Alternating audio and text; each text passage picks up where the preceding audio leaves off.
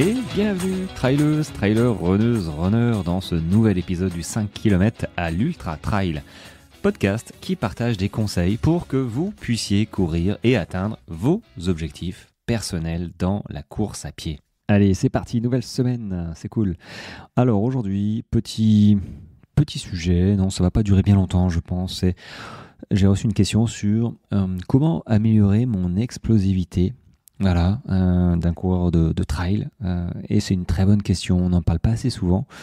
Donc c'est vrai que mes coachés, je leur donne, à ceux qui font du trail notamment, je leur donne des exercices pour améliorer justement leur explosivité. Alors à quoi ça sert d'améliorer l'explosivité ? Ça t'améliore ta capacité à sprinter par exemple sur des chemins, des portions accidentées, voilà, qui descendent, qui montent, voilà. Aussi quand il y a des obstacles.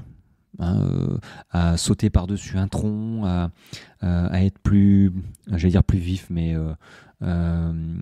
plus entraîné, tout simplement, à franchir, à sauter, et à changer, variation des terrains, notamment gauche-droite. Ça t'aide très clairement au niveau des cuisses. Donc oui, il faut intégrer des exercices, et en fait on l'intègre, normalement si tu fais du trail, avec du dénivelé. Tu dois intégrer déjà dans ton entraînement des exercices. Tu sais pas forcément que ça t'aide à l'explosivité, puis c'est pas forcément ce qu'on recherche sur une course. On cherche parfois, voire souvent, ça dépend la longueur de la course, mais à terminer une course, ou il y en a d'autres qui cherchent plutôt à exceller, à chercher un classement. Donc là, il faut que l'explosivité leur serve notamment à doubler peut-être des coureurs en montée, sur des petites montées courtes, clac, clac, clac, on envoie, c'est rapide, c'est explosif. Bon, ok, il n'y a pas que ça, mais ça s'entraîne, notamment au niveau des jambes. Moi, ce que je propose, tu dois sûrement, je le dis plusieurs fois, mais je propose des exercices de fractionner, mais en côte, tu vois, des sprints en côte. Pourquoi ? Parce que les montées rapides, ça sollicite les muscles, notamment les muscles des quadris et des mollets aussi, de manière vraiment plus intense que si tu sprints sur du plat, évidemment. Et ça améliore ton explosivité au fur et à mesure. Alors, il faut y aller doucement. Ne te mets pas à te faire 6 séries de 1 minute en montée, alors que si tu n'as pas fait ça avant, ça va... Tu vas peut-être réussir, tu vois, ça va te piquer, tu vas être content. Mais point de vue récupération, c'est un peu violent. Je te dis ça parce que j'ai déjà essayé et j'y suis allé un peu fort. J'étais content, mais j'étais blessé. Content, mais blessé. Les adducteurs, voilà, tout ce qui est ligaments, ça pardonne pas trop. Donc, on reste dans la progressivité. Il faut intégrer des séances de sprint en côte dans ton programme d'entraînement, mais pas n'importe comment. Faut y aller vraiment avec, parcimonie, mais avec délicatesse. Donc, séance en côte. Moi, ce que je te propose, c'est de trouver une pente, on va dire modérée à raide. Faut pas que ce soit un faux plat montant où c'est trop facile. Ça, c'est très bien, c'est les faux plats montants. Moi, j'adore pour faire du long, développer ton endurance, parce que du coup, ça te fait un petit peu plus travailler les jambes en douceur. Mais là, pour le coup, on cherche une pente modérée à raide et effectuer des sprints. Voilà, ça peut aller, ça dépend le niveau et la pourcentage de pente, mais ça peut aller de 20, 30, 40 secondes. Au-dessus, ça commence à faire long en fait, à pouvoir effectuer des sprints et des répétitions surtout. Par contre, ces montées, ces sprints que tu fais de 20, 30, 40 secondes, soit tu les fais à fond et tu dois tenir le rythme, soit si c'est 40 secondes par exemple, c'est long, hein, tu pars sur une allure que tu maîtrises, mais tu la tiens jusqu'au bout. Donc il ne faut pas que ce soit trop lent, sinon ça perd un petit peu de son efficacité. Il ne faut pas que ce soit trop rapide, de toute façon tu vas vite le voir, hein. Sinon tu vas faire 30 secondes et tu vas être au bout du rouleau. Après, commence par 30 secondes, on ne commence pas par 40 secondes d'un coup les amis, hein. Commencez par peut-être 20 secondes si vous n'avez pas l'habitude. 20 secondes, c'est long, hein, à monter. Au début, ça va le faire, hein. Mais au bout de 5, 6, 7, 8 répétitions, faut tenir les 30 secondes. Et il faut s'arracher le slip pour terminer les 30 secondes. Alors pour monter, c'est pas compliqué quand tu es devant ta côte. Bon, déjà, tu fais un quart d'heure d'échauffement. Hein. T'arrives pas comme ça, la fleur au fusil, bim bim, j'enfile mes baskets, il y a une montée en face de ma porte d'entrée, let's go. Non, non, non, ça t'oublie. Sauf si tu veux te blesser, hein, après tout, chacun fait ce qu'il veut. Non, tu vas t'entraîner, tu vas courir 15 minutes. 15, je coupe mes notifications, voilà. Tu vas courir 15 minutes en footing, cool, endurance fondamentale pour te chauffer, voilà. Parce que ça va être une séance qui va tu vas transpirer, tu auras une petite goutte sur la tempe, hein, je veux dire, voilà, c'est pas cool. Mais ça, il faut que tu sois prêt dans ta tête aussi, hein, c'est une séance intensive. Donc tu commences par 15 minutes de footing et puis tu arrives sur ta montée. Donc tac, montée, tu dis allez c'est parti pour, je sais pas, 2 fois 5 montées. Alors quand tu es en bas de ta montée, pour monter, on n'est pas dans l'économie de monter, on n'est pas en course. Tu vois, on n'est pas sur ta course à, ok, une course plus ou moins longue, on monte, mais on s'économise, on lève pas trop les genoux, tu vois. Non, là, tu accentues un petit peu, tu es dans l'explosivité aussi pour faire fonctionner un maximum de groupes musculaires. Donc il y a aussi les bras qui fonctionnent. Les bras vont t'aider, balancier, bam, gauche, droite, on les balance bien pour t'aider à avancer, à propulser sur l'avant. Et au niveau des jambes, tes genoux, tu les montes bien haut. Tu impulses, tu donnes une impulsion avec ton pied et pas le talon, l'avant du pied. Tac, tu te propulses en avant, donc ça fait fonctionner les mollets, ça fait fonctionner les cuisses.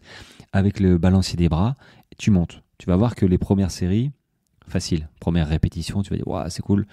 Ouais, maintenant le but du jeu, c'est de tenir le nombre de répétitions jusqu'au bout. Et le but du jeu, c'est que quand même, ça devienne assez difficile. Je veux dire, sur une échelle de 1 à 10, il faut que tu sois à 8 sur 10, quoi. Voire plus. Moi, je sais que quand je les faisais, j'avais presque un goût de sang dans la bouche. Parce que je m'envoyais, quoi. Donc là, il faut s'envoyer. Dites-vous bien que entraînement difficile, guerre facile. Entre guillemets. On n'est pas en guerre. Mais tu comprends le principe. Donc, s'il faut transpirer, c'est maintenant. Et évidemment, c'est un tout. Je saute du coq à l'âne, mais c'est multifactoriel. Tu peux pas faire cette séance 1 si elle n'est pas adaptée à ton niveau.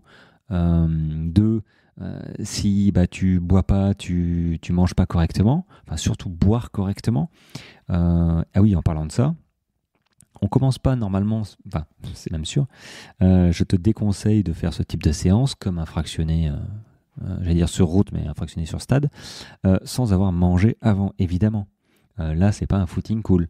Là, tu demandes vraiment de l'énergie à ton corps. L'énergie, c'est des glucides. Il faut qu'il en ait un petit peu. Donc, il faut que tu trouves une petite collation avant, digeste. Moi, j'en ai une avec mes barres Butisané. Si ça t'intéresse, tu me dis. Mais il faut que tu aies quelque chose dans l'estomac. Parce que sinon, tu vas tourner de l'œil, tu vas faire une hypo. Et en fait, le but du jeu, c'est que ce soit qualitatif. C'est pas juste, ouais, j'ai réussi à faire 2 fois 5 côtes. Ouais, super, mais t'es dans quel état? T'es au bout de ta vie, puis les dernières répétitions, t'as pas... Non, il faut être au bout de sa vie. Hein. Mais les dernières répétitions, t'as ralenti, tu t'en es même pas rendu compte. Alors, t'as le droit de ralentir, toi, sur les dernières, mais il faut t'arracher, quoi. C'est normal que tu sois dans le dur, mais tu dois pas arriver... non, il faut vraiment t'arracher. Et pour ça, il faut que t'aies du carburant un petit peu. Voilà. Et puis après, évidemment, boire, s'hydrater, parce que ça a demandé une énergie et surtout, t'as fait fonctionner de manière beaucoup plus intense, en fait, j'allais dire un peu, mais beaucoup plus intense, tout ce qui est tendons, ligaments et muscles. Donc, il faut après ta séance, il faut au moins que tu boives un grand verre d'eau. Voilà, c'est la base, le B.A.-ba. Un grand verre d'eau. Tu cherches pas Perrier, machin, non. Tu prends de l'eau déjà. Et après, tu vois. Mais l'hydratation dans ce genre d'exercice est en règle générale pour, on va dire, pas performer, mais durer en running, il faut boire. Voilà, il n'y a pas de solution, il n'y a pas d'autre solution, surtout quand on envisage de courir après des distances plus longues, ou courir plus vite, ou demander toujours plus à son corps. C'est ce qu'on fait, hein. On demande toujours plus à son corps. Donc si on demande toujours plus à son corps, il faut en prendre de plus en plus soin, c'est évident. Ok, on peut commencer sans faire gaffe à la nourriture, comme moi j'ai fait, comme tout le monde fait quasiment. Nourriture, hydratation, on s'en tamponne. Ok, mais une fois que tu commences à rentrer un peu dans le sérieux, enfin sérieux, c'est sérieux dès le départ, mais à allonger, à demander toujours plus à ton corps, à t'engager sur des 21, même un 10 en fait, un 10, 21, 42, un trail court, trail long. Tu fais un 60 km trail, tu as intérêt à avoir soigné un petit peu ta nutrition. Hein. Pareil pour un marathon. Il y en a combien qui s'engagent sur un marathon qui n'y vont pas parce qu'ils sont blessés pendant la préparation? Il y en a un paquet. Peut-être que c'est ton cas. On veut s'entraîner toujours trop fort et il manque de tout. Il manque de tout parce que on veut aller trop vite. Voilà. Manque préparation, alimentation, hydratation, progressivité, renforcement musculaire aussi, j'en ai pas parlé, mais renforcement musculaire, évidemment. Donc te donner une deuxième séance, peut-être, tu as sprint en côte, tu peux aussi faire des escaliers. Même principe. Tu trouves des escaliers, là les marches, voilà. N'en fais pas trop. Pareil, 30-40 secondes en escalier, ça pique un peu. Donc tu fais la même chose. Ne va pas chercher une centaine de marches dès le départ à faire des répétitions. Je te dis ça, j'ai fait, je me suis flingué l'adducteur. Flingué entre guillemets, mais j'étais obligé de m'arrêter 3 jours parce que ça tirait sérieux. Le lendemain, je dis, voilà, ok, ça c'est fait. Sinon, il y a une autre option aussi, c'est de faire des marches rapides avec des poids. Tu te lestes en fait, tu prends un gilet lesté ou un sac à dos, tu prends un sac à dos, tu mets des poids dedans et tu montes en fait ta pente à un rythme rapide. Voilà, tu deviens plus lourd. Et c'est là où tu te dis, ah ouais, si je pesais 10 kilos de plus, voilà ce que j'aurais apporté, tu vois. Donc, un petit aparté, quand on est en surpoids, essayez de perdre les kilos superflus, mais pas forcément en courant, forcément vite. D'ailleurs, je vous déconseille parce que le poids sur les articulations, c'est énorme. Donc, de la marche rapide, ça suffit. Du vélo, faire un sport porté, c'est très bien aussi. Mais du coup, cette variante comme ça de marche rapide en se lestant, j'ai pas fait. Mais je vois très bien l'intérêt et c'est vraiment cool pour les cuisses, pour tout en fait, le haut du corps aussi qui se muscle sans faire exprès. Ça sollicite vraiment les muscles du bas et du haut, mais c'est vrai que les quadrilles là, ils sont bien impactés. Et en plus, monter en course, il n'y a pas d'impact justement au niveau des articulations, c'est beaucoup plus doux. Donc ça peut être aussi une manière, une autre séance à mettre dans tes séances à toi pour t'entraîner. Et notamment, j'en reviens, mais notamment sur les trails plus ou moins longs, avec du dénivelé, la majorité de ta course, ça va être en marchant. Donc, j'ai envie de dire, s'entraîner à marcher, c'est chiant, mais par contre, s'entraîner à marcher avec des poids, là, ça devient intéressant pour toi, même si c'est intéressant, mais là c'est encore plus intéressant parce que tu travailles encore plus les cuisses, les mollets.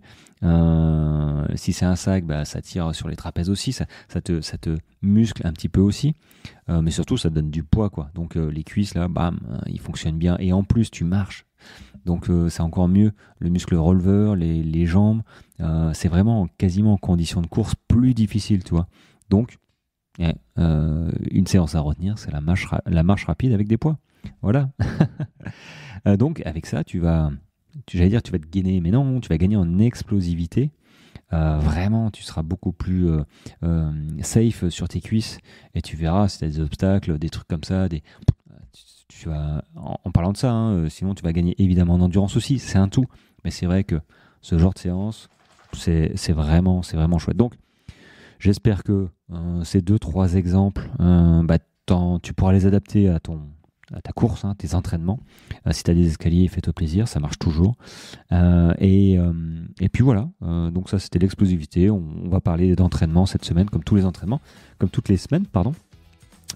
Pour t'aider à te donner des idées d'entraînement que moi je pratique aussi et qui fonctionnent. Sur ce les amis, petite capsule qui va pas durer très longtemps, qui n'a pas duré très longtemps. J'espère que ça continue à vous plaire et que une petite note de 5 étoiles sur 5, un petit commentaire, un petit DM, ça me fait toujours plaisir. N'hésitez pas. Et puis on se retrouve déjà demain. Voilà. Allez, bonne soirée, bonne journée et à demain. Ciao, ciao.